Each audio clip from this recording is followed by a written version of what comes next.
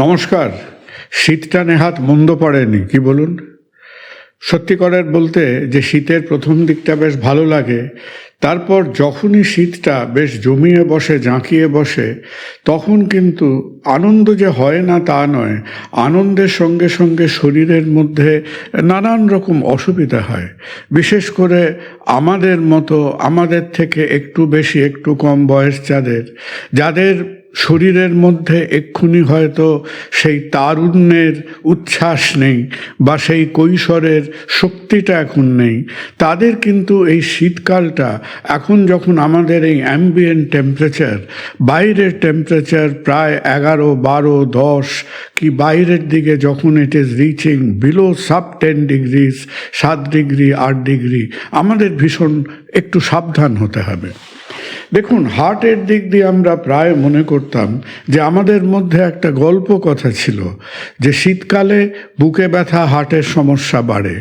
এখন সেটা গল্প কথা নয়, এখন this is an established fact, it's an established truth যে আমাদের সবাইকে একটু সাবধানে থাকতে হবে শীতকালে।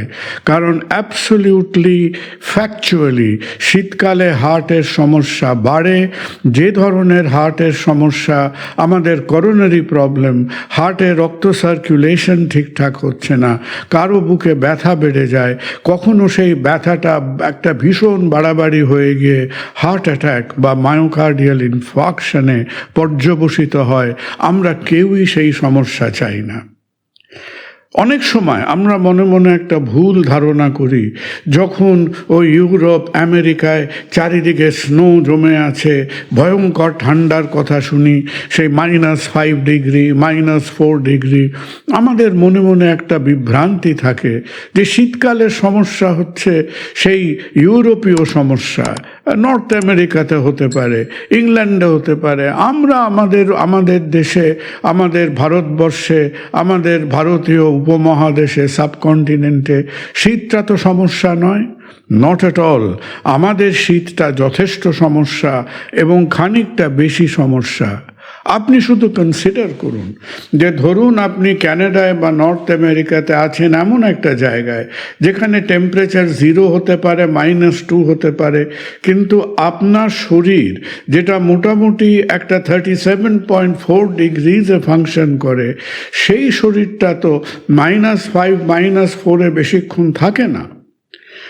তারা বেশিরভাগ যেখানে থাকেন, ঘরের মধ্যে থাকেন, তাদের অফিসে থাকেন, হাসপাতালে থাকেন, তাদের এয়ারপোর্টে বসেন, তাদের পাবলিক প্লেসেসে থাকেন, এই সমস্ত জায়গাগুলি centrally heated and they are functioning in a situation যেখানে বাইরে -5 হতে পারে, কিন্তু চারিদিকে যে অ্যাম্বিয়েন্ট টেম্পারেচার, সেই অ্যাম্বিয়েন্ট টেম্পারেচার বেশিরভাগ সময়তেই 20 ডিগ্রিজ টু 23 ডিগ্রিজের কাছাকাছি থাকে।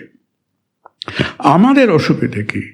আমাদের হয়তো বাইরের টেম্পারেচারটা হলো 10 ডিগ্রি, কিন্তু সমস্যা হলো আমাদের কি বাড়িতে, কি অফিসে, কি পাবলিক প্লেসে আমরা তো সেন্ট্রাল হিটিংয়ের ব্যবস্থাও নেই, অভ্যস্তও নই।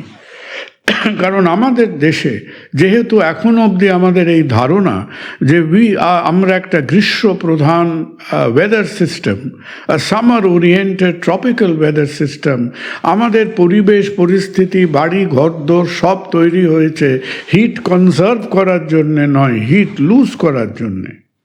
আমাদের দেওয়ালগুলো পাতলা পাতলা, জমিগুলো মার্বেলের, কাঁচগুলো খানিকটা হালকা পাতলা, জানলার কাঁচগুলো তার ভেতর দিয়ে হাওয়া চলাচল করে।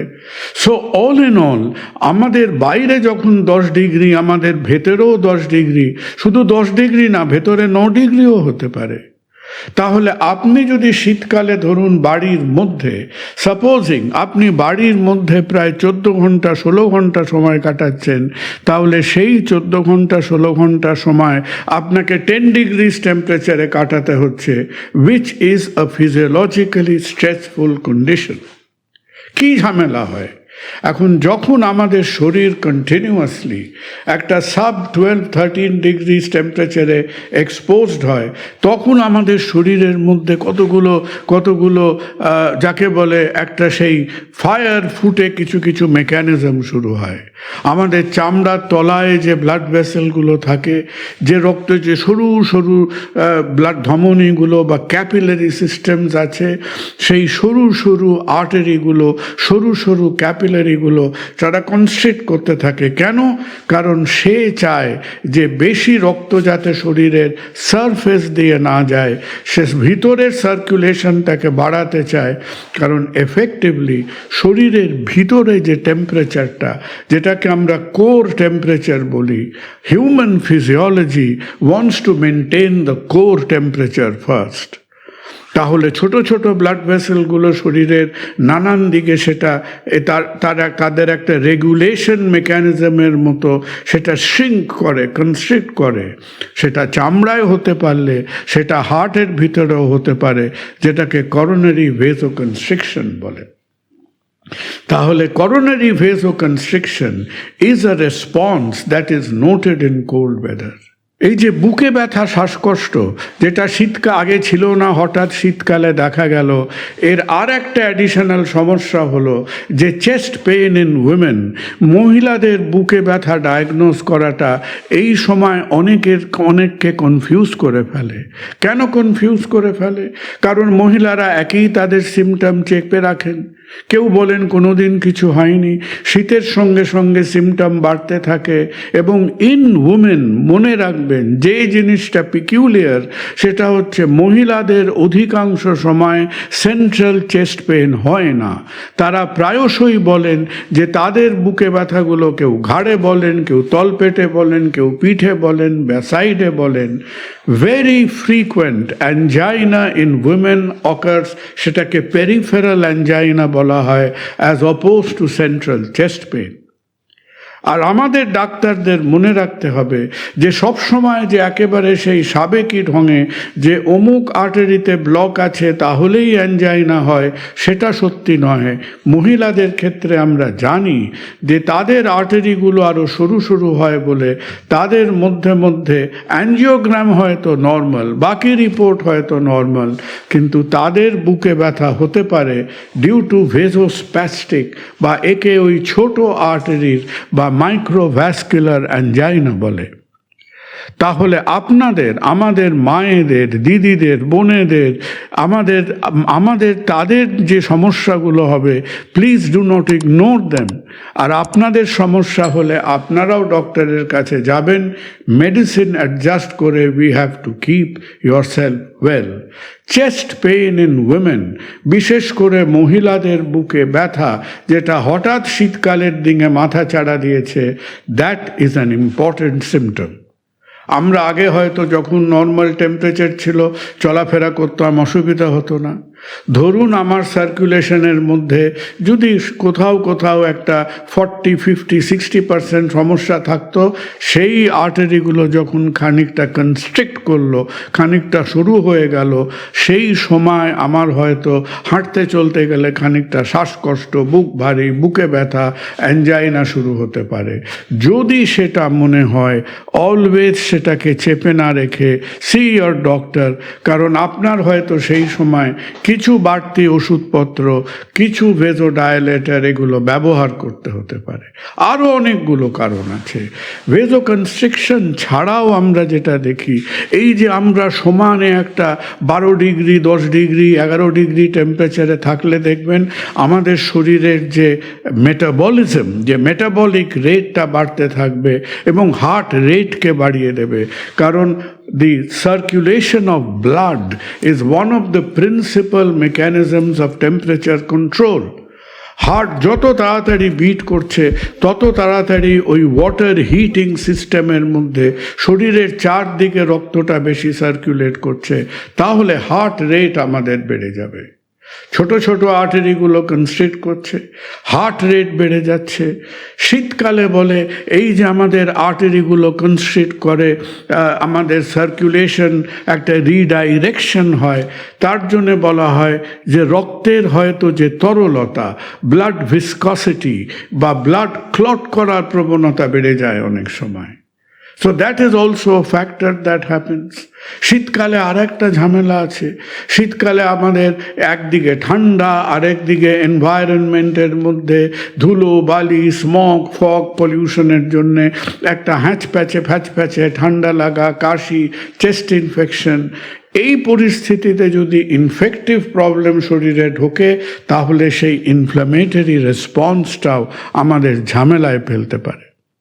তাহলে all this things put together, যাদের আপনাদের বয়স আজকে হয়তো 50-এর ওপর হয়েছে, যারা ব্লাড প্রেশার ট্রিটমেন্টে আছেন, যারা ডায়াবেটিক ট্রিটমেন্টে আছেন, যাদের হয়তো কখনো ইসিজি ইত্যাদি দেখে ডক্টররা বলেছেন হ্যাঁ মনে হচ্ছে হার্টের কিছু সমস্যা থাকলেও থাকতে পারে, আপনাদের ওষুধপত্রগুলো রেগুলার করতে হবে। যদি দেখেন যে ঠান্ডার সময় আপনাদের চেস্ট পেন বা ব্রেথলেসনেস বাড়ছে, তাহলে প্রথম কথা হলো কিপ ইয়োরসেলফ ওয়ার্ম। অনেক সময় আমরা ভাবি যে আমাদের যে একটু শীতের কাপড়গুলো আছে, এই যে শীতের জ্যাকেটগুলো আছে, সোয়েটার আছে, স্কার্ফ আছে, এগুলো শুধু আমি বাইরে পরবো, বাড়িতে আমি হালকা পাতলা ম্যানেজ করে দেবার চেষ্টা করব। যখন টেম্পারেচার আমাদের অ্যাটলিস্ট 11-12 ডিগ্রির তলায় যেতে শুরু করবে, তখন মনে রাখবেন যে ঘরের মধ্যে পরিবেশেও আপনি নিজের এই যে টেম্পারেচার, নিজেকে একটু উষ্ণ, একটু গরম রাখার চেষ্টা করবেন। আমরা যখন গায়ে একটা জ্যাকেট দিই, গায়ে আপনি দুটো সোয়েটার দেন, তখন গাটা গরম থাকে শুধু উলের কোয়ালিটি বা নাইলনের কোয়ালিটির জন্যে নয়, আমার শরীরটা গরম থাকে কারণ এই বিভিন্ন লেয়ারের মধ্যে যে হাওয়াটা থাকে, the air trapped in the clothing, সেই এয়ার টেম্পারেচারটাকে আমি মেনটেন করতে পারি, যেটা আমার শরীরটাকে গরম রাখে। তাহলে যে সময় শীতটা ঝাঁকিয়ে পড়েছে, সেখানে প্রথম কথা হলো কিপ ইয়োরসেলফ ওয়ার্ম। নিজেকে অতিরিক্ত অ্যাবনর্মালি লো টেম্পারেচারে এক্সপোজ করবেন না। আমাদের ঘরে ঘরে ফায়ার প্লেস নেই, আমাদের ঘরে ঘরে সেন্ট্রাল হিটিং নেই, কিন্তু যদি ছোটোখাটো এই রেডিয়েন্ট হিট ইত্যাদি হিটার ব্যবহার করেন, that is not a bad idea. কিন্তু ইলেকট্রিক্যাল বা রেডিয়েন্ট হিটার ইউজ করলে সাবধানে ইউজ করবেন। আরও একটু বয়স্ক মানুষদের জন্যে এই রেডিয়েন্ট হিট থেকে নানান রকম বার্ন বা থার্মাল ইনজুরিজ হতে পারে। তাহলে প্রথম কথা হলো কিপ ইয়োরসেলফ ওয়ার্ম। দ্বিতীয় কথা হলো ওষুধপত্রগুলো রেগুলারলি খান। Blood pressure control, diabetes control is always important. এবং যদি দেখেন যে এই অস্বস্তি বা কষ্টটা বাড়ছে, একটা ইসিজি করে, একটা ইসিজি সমেত নিজের ডক্টরকে দেখাবেন। অনেকে আজকের দিনে ভয় পান যে আমরা চারিদিকে দেখি যে কেউ ঘন ঘন ইসিজি করতে একটু হেজিটেট করেন। কেন হেজিটেট করেন? যে ইসিজিটা করছি, যদি ইসিজির মধ্যে কোনো সাটল, কোনো সূক্ষ্ম চেঞ্জ হয়ে থাকে, আমি হয়তো বুঝতে নাও পারি। Please do not hesitate. আজকের দিনে একটা ইসিজি তুলে যদি আপনি পোস্ট করে দেন, আমরা আপনাকে সাহায্য করব to get a automatic AI empowered ECG interpretation। এইটাকে অল্প সময়ের মধ্যে আমরা মানুষের কাছে নিয়ে আসব, যাতে উইদাউট হেজিটেশন যে কেউ, প্যারামেডিক, ডক্টর, যে কেউ একটা ইসিজি করে তার মোটামুটি একটা সঠিক ডায়াগনোসিস পেতে পারে।